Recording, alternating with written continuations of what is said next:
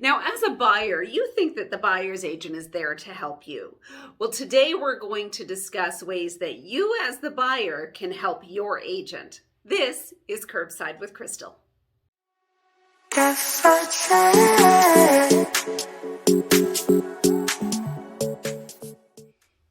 Now, before we get to today's list, I invite you to follow me on social media and subscribe to my YouTube channel for all things real estate. And so I know I'm not talking to myself. So back to today's list. How can you as a buyer help your agent? Isn't it the other way around? Aren't they supposed to be helping you? Well, here's the thing. Communication is really important, and your buyer's agent is going to be far more effective in the search for your home if you communicate with them. So the number one way, aside from communication, that you can help your buyer's agent is get a pre-approval done. Talked about this before. I'll never stop talking about it, but it's really important to know what your budget is. And, just doing those little quick online things, they don't really give you an accurate depiction. They don't take into account your credit score and your full picture. So go to a mortgage broker, go to a lender, a bank, whomever, and get the pre-approval done.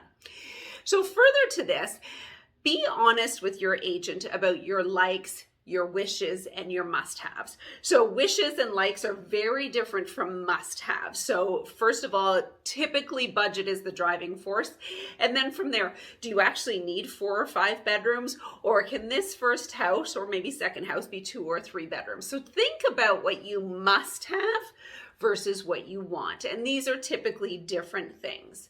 And be open with your agent. If you are feeling really guarded and you don't want to share information, maybe you don't trust the agent, I don't think you're working with the right person.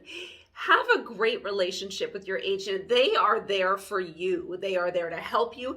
And if they're a great agent, and there are so many amazing agents out there, they want what is best for you. So if you don't feel comfortable with your agent, shop around, because there's lots of amazing agents out there. So again, if you don't feel comfortable with them, maybe this isn't the relationship that you need. And once you do find an agent that you're comfortable with, again, share everything. You don't have to share your deep, dark secrets, but share things about your home search. What's your motivation to move? What is your budget? What is your timeline? So many things. And this information is really just going to help him or her with your home search. And don't be a player. Don't just show half of your cards. Show your whole hand to your agent. So let's move on to some other sort of logistical things. So here's another thing that can help your agent. Talk about your schedule. If it's you and your partner, do you work the same schedule? You're both 9 to 5ers, or, your opposite schedule, like me and my husband, we, pass each other in the wind. It's really tough to actually get us both in the same room at the same time. So talk about your schedule and when you're both going to be available for showings. Also talk about, are there other people in this conversation?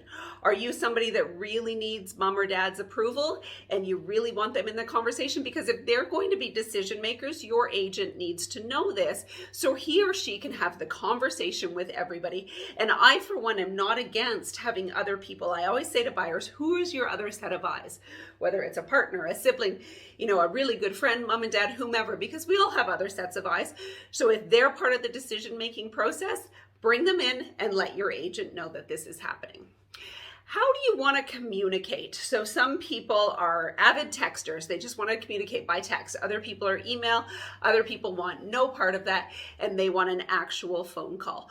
So communicate this with your buyer's agent as well, because if you can't stand text, and I have a brother-in-law that can't stand a text, he wants phone calls. So if you're that person, let your agent know so they're communicating with you the way that you want to communicate with them. Otherwise, it's just going to be annoying for everybody. So talk about these things and talk about how you would like the whole process to go. This doesn't have to be a you against them sort of thing. You're both on the same team. You both want the same thing, and that is to purchase an amazing property. Once again, it's Crystal Powell, real estate broker with RE/MAX Jazz, serving Durham region and the Quinte area. And if you have any questions about the market, are thinking about buying or selling, or all things real estate, just call Crystal. Talk to you soon. Now, if school ranking is important to you, by all means, go again to the FraserInstitute.org and have a look at the schools in your area. Now, if you have any questions about the real estate market, are thinking about buying or selling, or all things real estate, just call Crystal. Once again, it's Crystal Powell, real estate broker with RE/MAX Jazz, serving Durham region and the Quinte area, and I look forward to speaking to you.